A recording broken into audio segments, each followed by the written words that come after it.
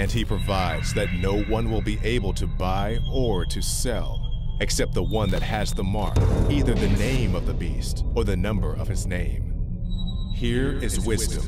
Let him who has understanding calculate the number of the beast, for the number is that of a man, and his number is 666. So how close are we to actually having microchips implanted under our skin? Well, according to the NBC Nightly News with Brian Williams, we might be a lot closer than you think. More now of our special coverage here tonight, life in the U.S. in 10 years' time. The year is 2017. You're rushed to a hospital unconscious with no ID or medical history, but thanks to a microchip under your skin, it's all there. Science fiction 20 years ago, but a biometric reality today. In medical news tonight, a chip the size of a grain of rice could save your life. I've just been chipped myself. It's not a painless process, but it doesn't last too long, not too difficult, minor surgical procedure.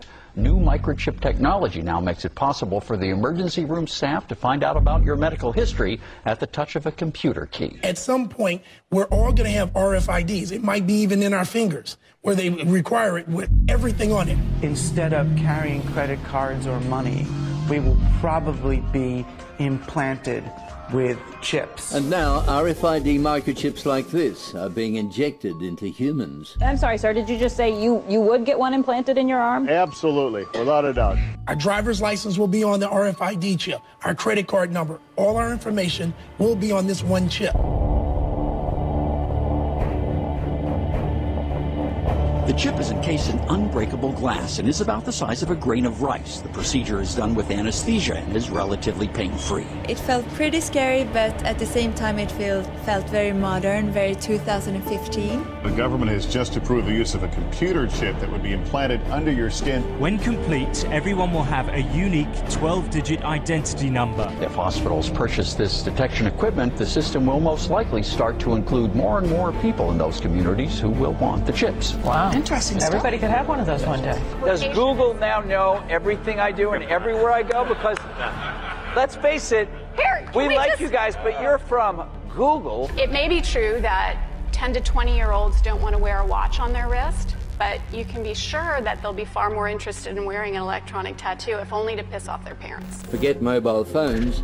Your children and grandchildren may well want an implant instead. You know, when we check out at the grocery store, we'll be swiping our own arm over the scanner. And that will be something we feel we can't live without. It would be such a disadvantage to not have the implant that it essentially becomes not optional. Let's imagine a little bit what the future might look like if I could take your stem cells and put them on a chip, or your stem cells and put them on a chip. It would be a personalized chip just for you. Turns over, but it doesn't start. But the RFID reader antenna is here. So when I authenticate, the bike powers up.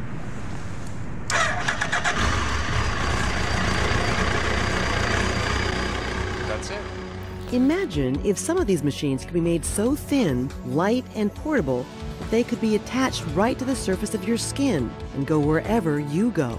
There's some very sophisticated device functionality sitting on my skin. Welcome to the future, specifically the checkpoint of the future. It is envisaged that the passenger will be able to flow through the security checkpoint without interruption. This is what IATA, which is the airline industry trade body, is hoping will become commonplace around the world. A sort of one-stop shop for security from the curb to the gate, as they say, with dignity. Can a microscopic tag be implanted in a person's body to track his every movement? There's actual discussion about that. You will rule on that, mark my words, before your tenure is over. Mark my words, huh? More like the mark of the beast. Even though it is called a tattoo, there is no need to pierce or puncture the skin. Instead, the device sticks on. So what we can do then is we can take this device, laminate it on the skin. It occurs to me I've got them in my dogs.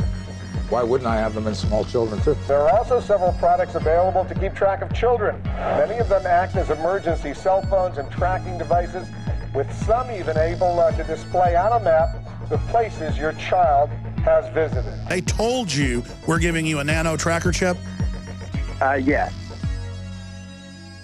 To think something so small can connect you to everything that matters.